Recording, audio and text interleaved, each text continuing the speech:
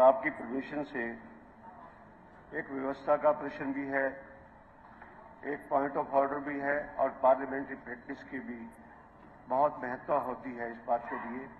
उसके बारे में मैं आपकी इजाज़त से कुछ सबमिट करना चाहता हूँ, अगर आपकी इजाज़त हो तो मैं। क्या अमेंडमेंट हुई, या तो ओथ के बाद या फिर पहले? नहीं, ओथ से पहले ही उसका रेलेवेंसी होगी जी। ओथ के बाद की रेलेवेंसी नहीं है इस बात के लिए, क्योंकि बात ये है कि बताओ क्या अभी सेक्रेटरी साहब ने ये पढ़ा, in exercise of the powers vested in me by article 180 clause 1 of the Constitution of India, I Bandaru Dattare, Governor of Haryana, do hereby appoint Dr. Raghuveer Singh Qadian, MLA, as a acting Speaker of the Haryana Vidhan Sabha.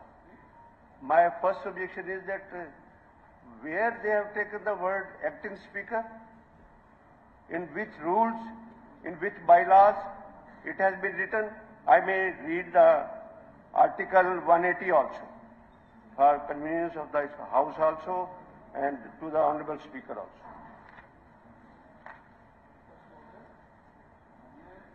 मैं 6 बार तो यहाँ विधानसभा का रहा हूँ, 4 बार parliament में रहा हूँ। First time मैं सुन रहा हूँ एक्टिंग स्पीकर की। तो प्रोटर्म स्पीकर होता है, सदा प्रोटर्म मतलब आप टेम्परेरी हो, you are speaker for the whole day, जब तक होती है you are full flash speaker, you are not acting speaker. This is insult to the chair of the speaker. Constitutional मतलब ये इतनी impropriety, it should be change.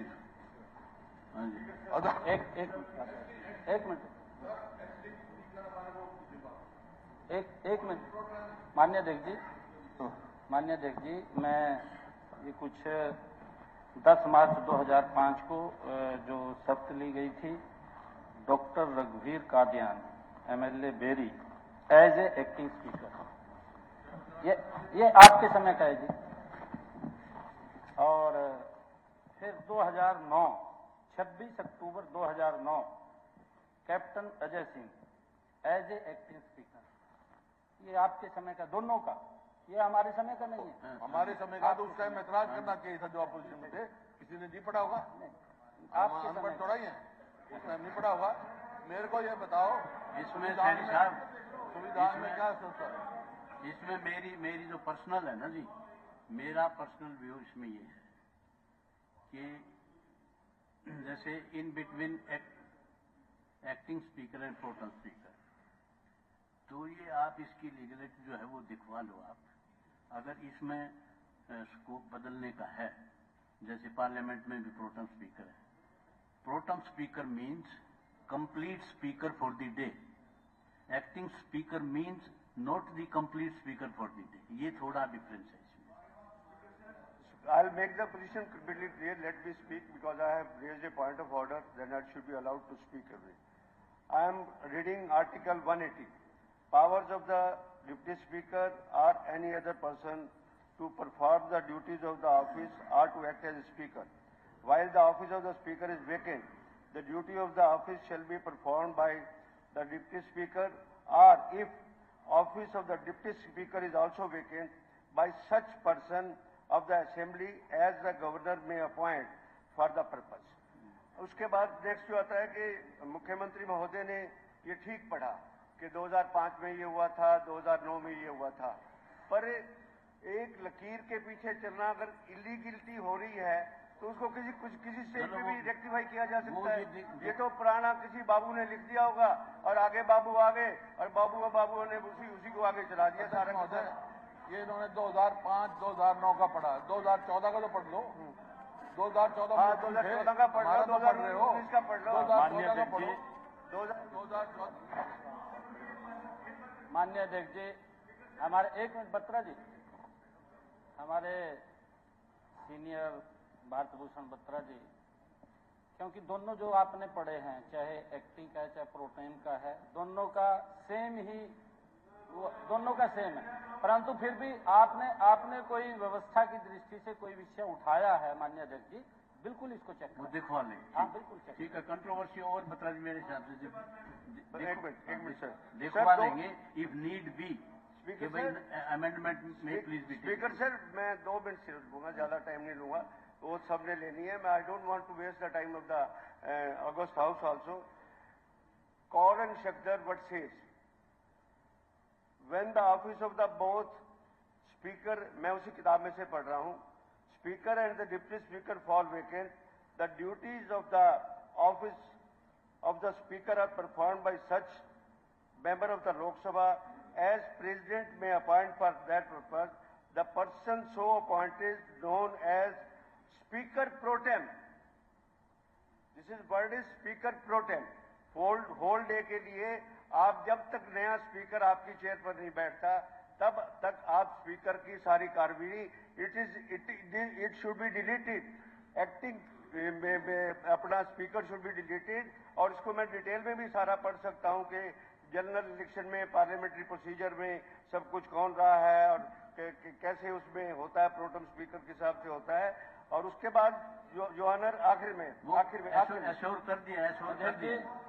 एक minute मैंने कहा है नहीं, बीच में मैंने कहा है कि अगर व्यवस्था की दृष्टि से कोई इसके अंदर है, ये सब जानते हैं. मैं मुख्यमंत्री महोदय जानते हैं. मैं मुख्यमंत्री महोदय कंक्लूड कर रहा हूँ. लिखा हुआ है मुख्यमंत्री महोदय क्या है क्या मुख्यमंत्री महोदय मैं कंक्लूड कर रहा हूँ. सब लिखा हुआ है.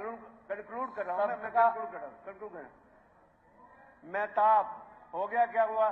ऐसे बीच में बोलने के लिए ज्यादा कुछ होता है क्या? कोई नहीं. Mehtab takes oath as a protem speaker of the 18th Lok Sabha. President Draupadi Murmu on 24 June administered oath to the BJP member B. Mehtab as Speaker pro tem of the newly constituted 18th Lok Sabha.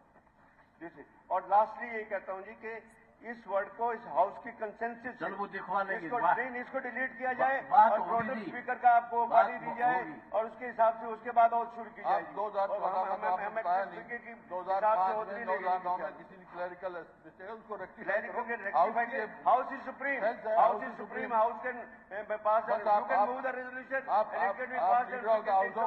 Accordingly. You move the thing of the house, sense of the house will prevail. इसमें क्या resolution आ जाए कि ना वो speaker pro tem is a dignified post. That's active speaker.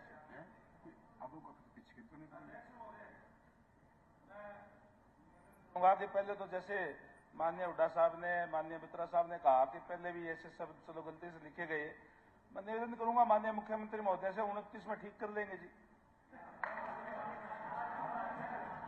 चलो दिखवा दे.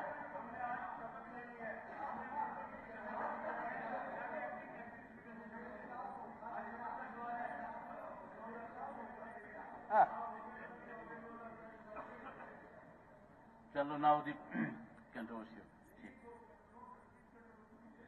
इसमें speaker full time speaker उसकी रूलिंग दो जी. सेंस ऑफ द हाउस ले सकते हो. सेंस ऑफ द हाउस ले लो. नेता भी मान रहा है, हम भी मान रहे हैं. इसमें तकलीफ क्या है? इनको क्या एतराज है?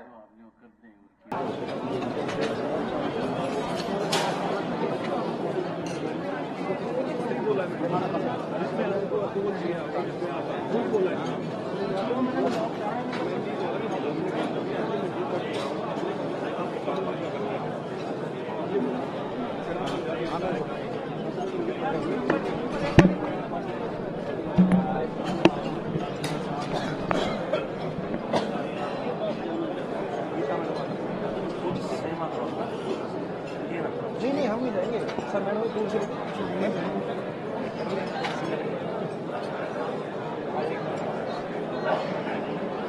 तरीके से करेंगे सर. आगे नीचे अभी दे दूंगी. मैम आज सदन सेशन चला, क्या कुछ रहा, किस तरीके से देखा, शपथ ली गई है क्या? 15वीं हरियाणा की विधानसभा का आज जो है नवनिर्वाचित जितने भी सदस्य आए हैं उन्होंने शपथ ली है. मेरा भी सौभाग्य है कि 5वीं बार यहाँ से विधायक के रूप में हमने शपथ लेने का काम किया है.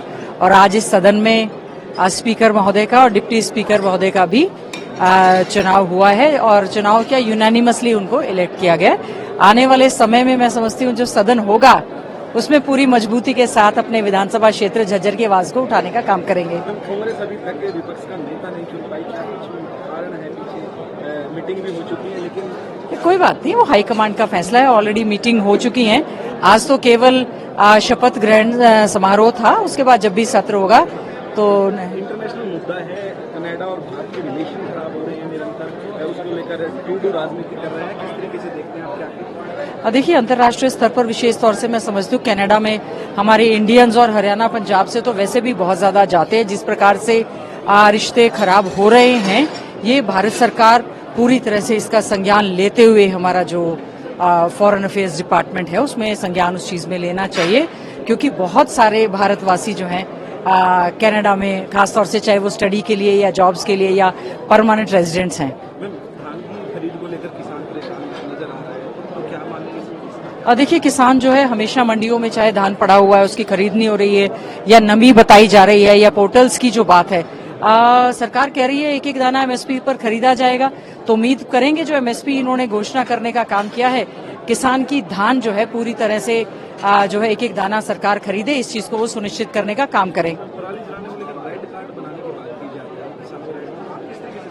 देखिए, पराली जलाने से भी पॉल्यूशन तो जरूर होता है, लेकिन किसान अन्नदाता क्या करे, बहुत मजबूर है। उसको रेड कार्ड, रेड एंट्री की जा रही है, उसकी फसल जो है वो नहीं खरीदी जा रही है, साथ साथ में उस पर एफआईआर दर्ज की जा रही है। सबसे पहले तो सरकार को जो है ये सुनिश्चित करना चाहिए, जो बड़ी बड़ी मशीनें हैं वो किसान स्वयं नहीं ले सकता है। सरकार को इस समस्या के समाधान के लिए जो है किसान की मदद करनी चाहिए। ठीक है, एनजीटी कह रही है, लेकिन इसके अलावा भी किसान, न केवल पॉल्यूशन किसान की पराली से हो रहा है, बहुत सारे फैक्टर्स हैं जिस पर सरकार को गंभीरता से विचार करना चाहिए।